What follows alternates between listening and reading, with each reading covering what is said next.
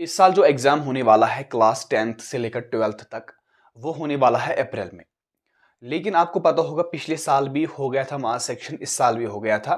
लेकिन स्टूडेंट्स का कहना है कि फिर जब एग्ज़ाम नज़दीक आता है, तो फिर परीक्षा नहीं रहती। आपको क्या ये क्वेश्चन मैं याद करूँ, वो क्वेश्चन याद करूँ? तो इसके लिए when you start your journey, you have to make a proper schedule and a proper time table. Without time table you did not get a best track. क्योंकि ये सबको पता है कि अगर आपके पास एक शेड्यूल नहीं है, अगर आपके पास एक हिसाब किताब नहीं है कि मुझे कौन सा सब्जेक्ट कब पढ़ना पड़ेगा और कितने दिनों में और कितने हफ्तों में मुझे ये सब्जेक्ट को क्लियर करना है, इतने क्वेश्चंस मुझे याद करने हैं, ये वीडियो आपके लिए इंफॉर्मेटिव रहेगी।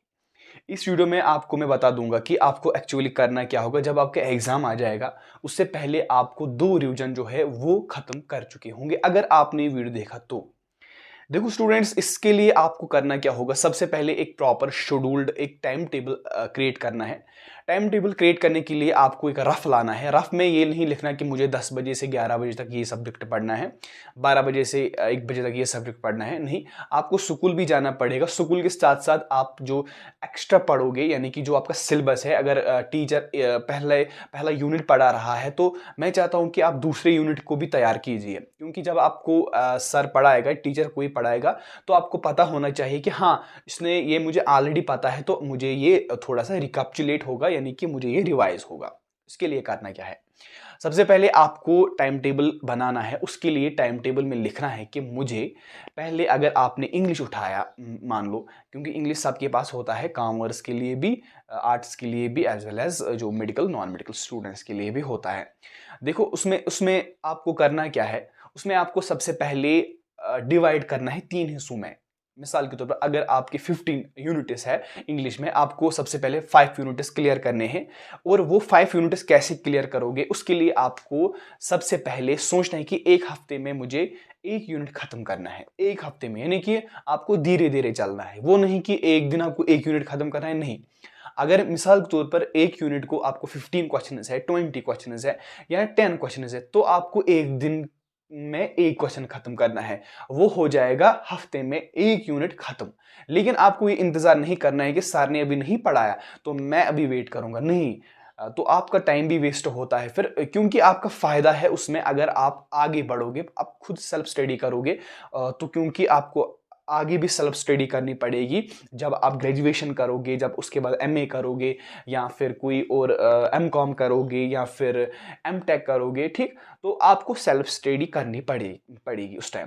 लेकिन मैं आज से ही आपको बता रहा हूं, अगर आज ही आप सेल्फ स्टडी करोगे, आज से ही आपको पता चलेगा कि मुझे किस में कैसे पढ़ना है, इंग्लिश में कैसे पढ़ना है, उर्दू कैसे पढ़ना है, हिंदी कैसे पढ़ना है, या फिर मुझे बायोलॉजी, केमिस्ट्री, फिजिक्स, या फिर एंटरप्रेन्योरशिप या मार्केट बिजनेस, आर्ट्स में political science, economics, history, mathematics, जो ये सब्जेक्ट्स है मुझे कैसे पढ़ना पड़ेगा। उसके लिए आपको सेल्फ स्टडी इसमें मास्टर जरूर बनना है।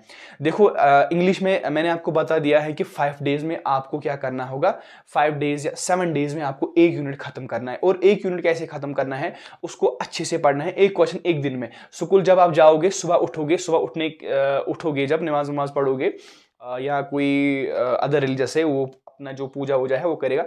उसके बाद क्या है, स्टार्टिंग आप करोगे डायरेक्टली, अपना जो सब्जेक्ट है आपको जो डिफिकल्ट लग रहा है उस पे आपको फोकस रखना है, ठीक। जब आप उस पे फोकस रखोगे ना, तो आपको अंदाजा होगा कि हाँ, सुबह सवेरे जो दिमाग होता है फ्रेश रहता है, तो आपको सबसे पहले वही सब्जेक्ट उठाना पड़ेगा जो आपको फ्रेश स्टेज लग रहा है। तो फिर आगे इसी तरीके से 5 डेज, जब आप एक हफ्ते में एक यूनिट खत्म करोगे, उसके बाद दूसरा यूनिट उठाओगे, उसके बाद तीसरा यूनिट उठाओगे, उसके बाद चौथा, इसी तरीके से आपका इंग्लिश कंप्लीट हो जाएगा। देखो इसके लिए आपको सबसे पहले इंग्लिश कंप्लीट करना है। ये नहीं कि अब मैं दूसरी बुक उठाऊंगा, अब मैं तीसरी, नहीं। पहले जब आप एक मतलब कि 15 डेज तक आप लगभग एक यूनिट खत्म करोगे, ठीक है, यानी कि 2 यूनिट खत्म करोगे 15 डेज के बाद, यानी कि जब आप 5 यूनिट्स खत्म करोगे, मैंने 3 हिस्से जब करोगे आप 5, जब आप करोगे उसके बाद आपको 5 यूनिट्स खत्म करने के बाद आपको दूसरा सब्जेक्ट लाना है। मिसाल मैथ में भी ऐसे 5 सब्जेक्ट्स जो है 5 यूनिट्स लाने हैं। 5 यूनिट्स में से आपको ऐसे ही पढ़ना है। एक हफ्ते में आपको एक एक्सरसाइज करनी है। मिसाल अगर एक्सरसाइज आसान है तो आप एक दिन में भी खत्म करोगे। ये डिपेंड करता है आप कितना फास्ट चलते हो, ठीक। और आपको पता होगा कि एग्जाम जब आता है फिर आपको फ्रस्ट्रेशन रहती है कि मैं वो करूँगा, ये करूँगा, इंपॉर्टेंट क्वेश्चंस फिर ढूंढते हो, फिर कहते हो हाँ अब मैं प्रीवियस पेपर देखूंगा वो, तो फिर आपका टाइम भी वेस्ट, फिर मार्क्स भी लो आते हैं। तो मैं चाहता हूँ कि आज से ही तैयारी कीजिए। आप कैसी तैयारी करनी है वो मैंने आपको बता दिया है। आराम से पढ़ना है आपको। एक दिन में अगर एक ही क्वेश्चन पढ़ोगे, वो आराम से पढ़ना है, आगे बढ़ना है, ठीक। और अगर आपको कोई क्वेरी है, कोई भी क्वेश्चन है, ठीक है ना, you can drop your comment on the comment box, ठीक है ना। और सब्सक्राइब करके बेल आइकन भी ऑन करना। भाई को दीजिए इजाजत। अल्लाह।